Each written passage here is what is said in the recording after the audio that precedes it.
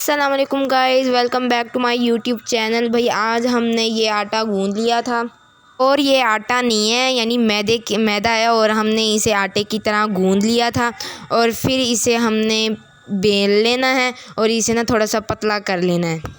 थोड़ा सा इसे पतला करना है और फिर हमने कोई शेपर ले लेना है, उससे हमने इसे काट लेना है ताकि गोल मटोल जैसे ना उसकी शेप आए। और उसके साथ साथ हमने ये इसके गोल मटोल से हमने बना के रख दिए थे और हमने फिर इसका शेपर लिया, ग्लास ही था, हमने उससे काटे और नॉर्मल हमने मोटा रखना है ताकि उसके बाद हम जब उठाएंगे गोल गोल ये फिर हम इसे और मज़ीद पतला करेंगे। और आज आपको पता है हम क्या बना रहे हैं? आज हम बना रहे हैं मोमोज़। अरबी में इसे हम मंतू कहते थे।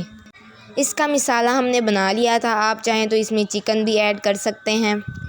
और इसके मिसाले में हमने लिया है लाल मिर्च, नमक और काली मिर्च और ज़ीरा। जब हमने मोमोज़ बना लिया और बहुत मुश्किल से बने थे, ये पहली मर्तबा हमने बनाए थे।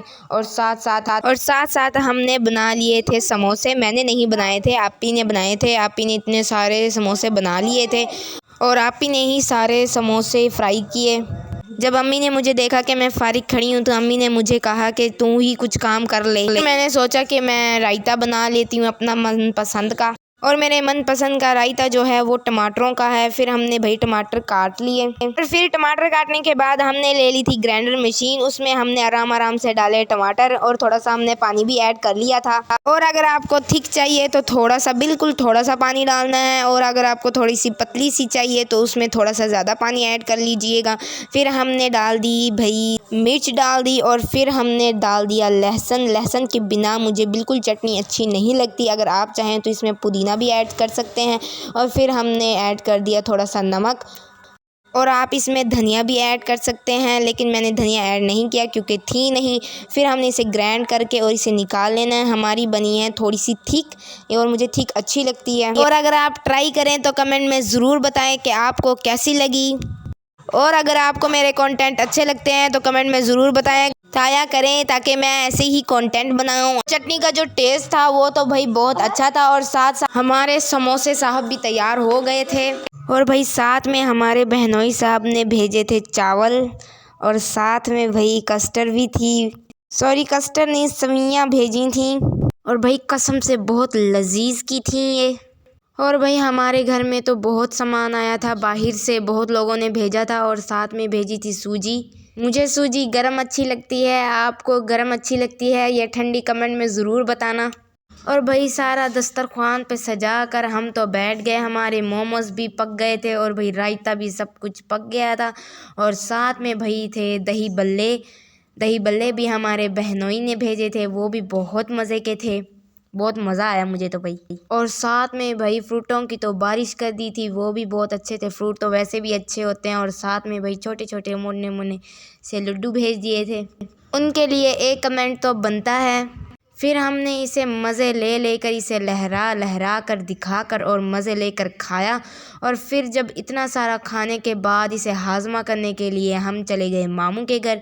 मामू के घर मूसा भी था और फिर हसन भी था। इनकी शरारतें देखी और इनके साथ इंजॉय किया हमने। मूसे को ज़रा हम इंट्रोड्यूस करवा लें। ये हमारी कज़न का है बेटा जो गाँव में रहता है और अभी आया हुआ है। भाई ये तो बोली जा रहा था, रुक ही नहीं रहा था। ये तो अपने स्कूल के फ़लसफ़े सुना रहा था। कमेंट में ज़रूर बताना कि ऐसे बच्चे किन किन के घर हैं जो चुप ही नहीं करते, हर वक्त बोलते ही रहते हैं। फिर भाई ताहा ने कहा कि मैं अपनी खिलौनों का व्लॉग बना रहा हूँ, तो मैंने सोचा क्यों ना मैं भी अपने के लिए व्लॉग बना लूँ। इनके खिलौनों के साथ साथ इनका कबाड़ भी देखने को आपको मिलेगा। ज़रा आंखें थाम कर देखना आप लोग, कहीं आंखें आपकी गिर न जाएं। ऊपर से भाई हमारे हसन जानी को लग गई थी चोट और वो तो बस उसी को देखता जा रहा था और ई ऊ आँख करता जा रहा था। और भाई मुझे तो ऐसा लगता है कि हमारे ख़ानदान में सबसे बड़ा एक्टर यही हसनी बनेगा, क्योंकि भाई इसे जब मैं अकेले में मारती हूँ ये हंस कर दिखाता है और जब इसे अम्मी के सामने मारती हूँ तो ये मुझे डांट पड़वाता है। तो इसे वाकई बहुत ज़्यादा चोट लग गई थी। फिर हमने इसके पाँव पे ज़रा मरहम लगाया ताकि इसका ठीक हो जाए। बेचारा लंगड़ा लंगड़ा के चल रहा था ये। चलो भाई अब हम चलते हैं खिलौनों की तरफ, क्योंकि इस ओवर एक्टिंग की एक्टिंग तो ख़त्म होनी नहीं है। ताहा ने अपने सारे खिलौने भाई निकाल लिए थे और सबकी तो चार्जिंग इनकी थी नहीं। फिर इसने सबको चार्जर लगाया। यहाँ पर मूसा की बातें सुन सुनकर हम तो पक चुके थे। अगर भाई आपको हमारे व्लॉग अच्छे लगते हैं तो लाइक भी किया करें, शेयर भी किया करें और सब्सक्राइब भी किया करें और कमेंट करना तो मत भूला करें। और कमेंट में ज़रूर बताया करें कि आपको अगला व्लॉग कौन सा चाहिए, किस टॉपिक पर चाहिए, ताकि मैं अगला व्लॉग वैसे ही बनाऊं। मूसा भाई नया आइटम था, इसीलिए मैंने कहा इसका दीदार थोड़ा सा ज़्यादा करवा लेती हूँ ताकि आपको पूरा पक्का पता चल जाए ये कौन है, कौन सी शख्सियत। फिर भाई हम चलते हैं दूसरे खिलौने की तरफ। ये थी गन। और भाई इस गन को देखकर भाई हसन तो वो बहुत डर गया था। उसने तो भाई जैसे ही गन की शक्ल देखी तो वो तो भाई डरने लग गया। मुझे तो लगता है माँ की कोख में ये फिल्में देखता था। फिर भाई ताहा ने ज़रा ओवर एक्टिंग करके उसे डराया और वो तो भाई डरता चला गया और डरता चला गया। ये तो भाई छोटी सी आवाज़ पर भी डर जाता है, जो भैंस की आवाज़ होती है उससे भी डर जाता है ये। इतना डरपोक बच्चा किसके घर है, कमेंट में ज़रूर बताइएगा। और मेरे क्यूट हसन के लिए तो एक कमेंट ज़रूर बनता है ना। तो भाई अब इसकी ओवर एक्टिंग को करते हैं हम साइड पर और हमने फिर निकाला दूसरा खिलौना। ये था भाई सांप, स्नेक।